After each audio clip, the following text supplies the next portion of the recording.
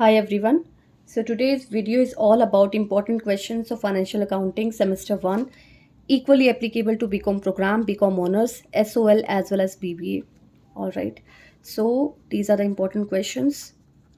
तो ये मैंने पहले ही मेंशन कर दिया है कि सबके लिए रेलेवेंट है ये. All right. So let's begin. बहुत कम बहुत कम ही है नंबर में and these are all important questions related to your theory exam. कई बार क्या होता है कि आपको प्रैक्टिकल में ऑब्वियसली कन्फ्यूजन रहती है कि आपके जो आंसर्स होंगे वो करेक्ट होंगे या नहीं होंगे. तो I will say that secure your marks by the theory exam also. So theory जितनी भी थ्योरी है क्वेश्चंस है उनको अटैम्प्ट कीजिए और अच्छे से अटैम्प्ट कीजिए ताकि आपके मार्क्स वहाँ पे कम ना हो और आपके जो पासिंग चांसेस हैं या फिर ज़्यादा मार्क्स के चांसेस हैं वो आपके बढ़ जाए. So let's begin with question number 1. Distinguish between accounting concepts and accounting standard. Most important question. Based on the previous question paper analysis, I saw that these question has come again and again. So repeatedly question ask हो रहा है यहाँ पे. तो ये question बिल्कुल भी छोड़ना नहीं है.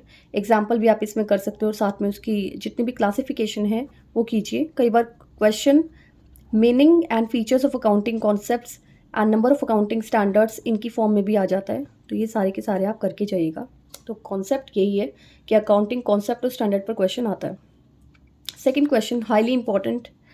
Right short note on matching concept. तो मैचिंग कॉन्सेप्ट के ऊपर शॉर्ट नोट आ जाते हैं काफ़ी बार. Third one is distinguish between periodic and perpetual inventory record system. This question I have seen in lot of question paper. तो काफ़ी सारे क्वेश्चन पेपर में ये जो स्पेसिफिक क्वेश्चन है दैट इज एक्चुअली रिपीटेड. तो ये सारे इंपॉर्टेंट क्वेश्चन की लिस्ट है. Number 4 salient features of an operating lease. Operating lease क्या होती है सबसे पहले आप इसमें बताओगे. इस तरह के क्वेश्चंस में आपको कभी भी डायरेक्टली फीचर से स्टार्ट नहीं करना चाहिए. पहले आप मीनिंग लिखिए, meaning of operating lease, then comes to features. Another year of question paper it are salient features of financial lease. तो ऑपरेटिंग लीज और फाइनेंशियल लीज दोनों ही मोस्ट इंपॉर्टेंट क्वेश्चन है. दोनों में से ही क्वेश्चन आ रहे हैं बार बार. The next question briefly explain the rules laid down in the leading case of Garner versus Murray and also explain the situations where the rules cannot be applied. तो इनमें से आपके दो क्वेश्चन बन रहे हैं. Alright. So first question is what is Garnier versus more case. तो आपको केस बताना है, क्या क्या रूल्स है उस केस में वो बताने हैं and also exceptions of this rule. जो जो एक्सेप्शंस है वो आपको इसमें एक्सप्लेन करनी है.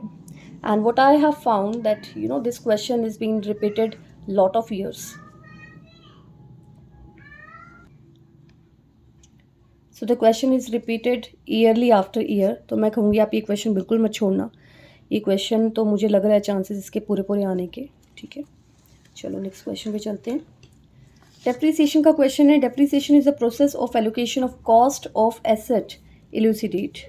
तो डेप्रिसिएशन के ऊपर एक क्वेश्चन भी बार बार रिपीट हो रहा है और आते हैं डेप्रिसिएशन के questions. Next question state the fundamental assumption as stated in accounting standard 1 on disclosure of accounting policies. तो ये अजम्पशंस आ रही हैं डिस्क्लोजर ऑफ अकाउंटिंग पॉलिसीज के ऊपर. क्या क्या अजम्पशंस हैं. Then what are the limitations of financial statement. Limitations मैं कहूँगी आपको इसके सब कुछ करके जाओ. इंपॉर्टेंस, ऑब्जेक्टिव्स, तो ये क्लियर कट है. फाइनेंशियल स्टेटमेंट्स के ऊपर क्वेश्चन आते हैं. ऑलराइट. तो सब कुछ करके जाओ इसमें. इंपॉर्टेंस ऑब्जेक्टिव जब करोगे. Benefits. The next question state the provisions of accounting standard 10 revised in respect of change of method of charging depreciation. जैसे कि मैंने आपको अभी बताया था कि डेप्रिसिएशन के ऊपर क्वेश्चन आएगा. Alright. So what is the provision of revised accounting standard. इसके ऊपर एक क्वेश्चन पहले भी आया हुआ था that came in accounting standard 6 but after revision. जो भी इसका रिवाइज वर्जन होगा उसका क्वेश्चन आप रेडी कर लीजिएगा. Question number 11 how will you treat entrance fee and life membership in the financial statement of not for profit organisation. तो आप कैसे ट्रीट करोगे entrance fee and life membership. Question आया हुआ है ये थ्योरी में. Then how do you close the creditors account when all the partners are insolvent and there is insufficient cash to pay the creditors in full.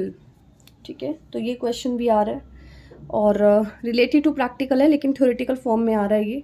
तो इसको बहुत wisely आपको answer करना पड़ेगा. Next question, state the main objectives and limitations of trial balance. Trial balance की क्या objectives है, limitations है, इसकी इंपॉर्टेंस भी कर लीजिएगा।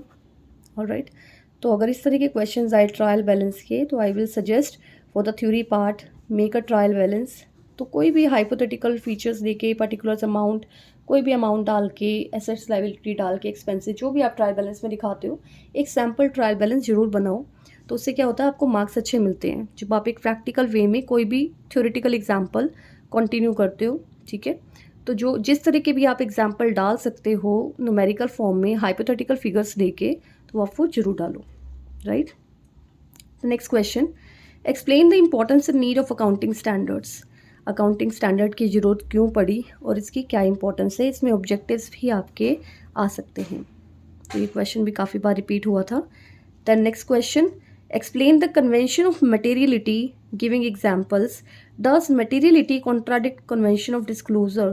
तो मैंने नोटिस किया है that two questions are repeatedly coming from materiality as well as disclosure. So it's a good sign that you can expect these type of questions.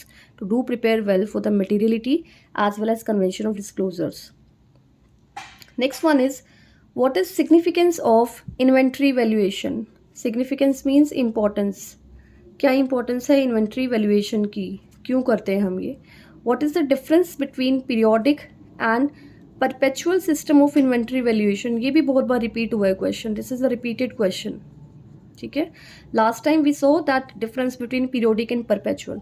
तो जैसे ही इस तरह के क्वेश्चन आएंगे, it means you have to explain the meaning first, alright, of both periodic as well as perpetual, then come to the difference part. Alright, significance importance तो आपको बताना ही है इन्वेंट्री वैल्यूएशन में।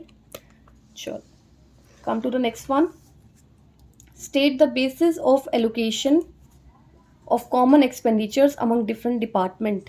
क्या बेसिस होगा कॉमन एक्सपेंडिचर को आप कैसे एलोकेट करते हो अमंग डिफरेंट डिपार्टमेंट्स? ठीक है, तो एक्सपेंडिचर्स के ऊपर क्वेश्चंस इस तरह से घुमा फिरा के आ रहे हैं जितना मैंने नोटिस किया है। Next, difference between FIFO and LIFO method, वही आप क्लास 12th में भी करते हो और ये इंपॉर्टेंट क्वेश्चन है, FIFO and LIFO. Then explain 3 basis of apportionment of expenses. ऊपर भी क्वेश्चन आया, देखिए, state the basis of allocation of common expenditures among different department. Same ऐसे ही question, explain 3 basis of apportionment of expenses. तो expenses के ऊपर properly allocation का क्वेश्चन माना जाएगा ये, कि आप किस बेसिस पर एलोकेट करते हो। तो यहाँ इन्होंने क्लियर कट 3 बेसिस पूछ लिया, अदरवाइज जनरल भी पूछा जा सकता है, what is the basis allocation of common expenditures among different departments. Next question, explain the cash basis and accrual basis of accounting. वही आपकी 12th क्लास का क्वेश्चन है ये, आप इजीली कर भी पाओगे। एग्जाम्पल लेके बताइए, दैट्स वेरी गुड।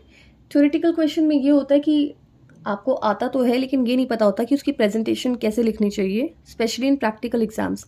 वही आपका रूल है कि प्रेजेंटेशन तो आपको हर थ्योरी आंसर की उसी तरह करनी है जो आप थ्योरी एग्जाम जिस तरह से अटेम्प्ट करते हो।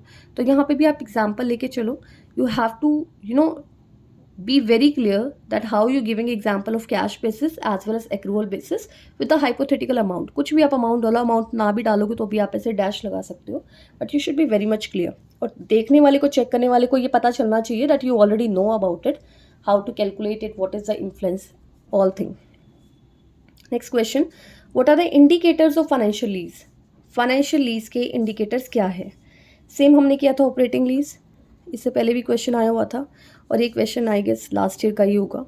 ठीक है, तो फाइनेंशियल लीज और ऑपरेटिंग लीज, डिफरेंस क्या होता है दोनों में, कई बार ये भी क्वेश्चन आ जाते हैं। और राइट, डिफरेंस, मीनिंग क्या क्या है दोनों का, इंपॉर्टेंस क्या है, और इसके इंडिकेटर्स क्या है। तो लीज के ऊपर तो क्वेश्चन थ्योरेटिकल बनता ही है और हर बार आता भी है। Next one, difference between hire purchase system and instalment purchase system. बहुत कॉमन क्वेश्चन है, जैसे ही आप ये प्रैक्टिकल क्वेश्चन इसके स्टार्ट करते हो, the first thing that comes to our mind that what is the difference between hire purchase and instalment purchase system. As I already told you, you have to start with the meaning first. Alright, पहले आप meaning लिखिए, meaning, then you should go for the differences. तो difference लिखने के भी काफ़ी तरीके होते हैं, आई एक्सप्लेन इट फर्दर।